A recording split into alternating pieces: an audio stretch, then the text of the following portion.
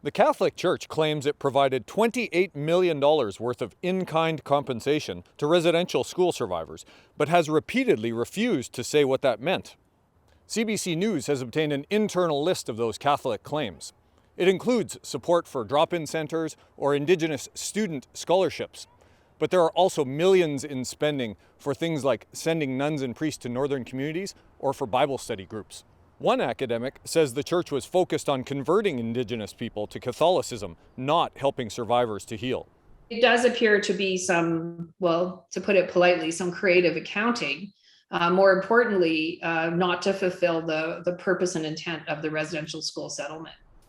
And in a separate court case last week in Saskatchewan, the CBC and the Globe and Mail succeeded in obtaining other files detailing the Catholic Church's two other promises to survivors.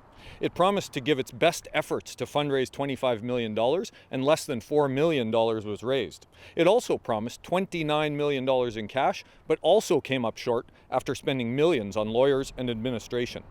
This month, Canada's bishops apologized and promised a renewed fundraising campaign with a goal of $30 million. One survivor says that's not nearly enough, considering the magnitude of the damage and the church's failure to keep its promises. If it took money to destroy us, to destroy our way of life, it's going to take money for us to rebuild what we lost.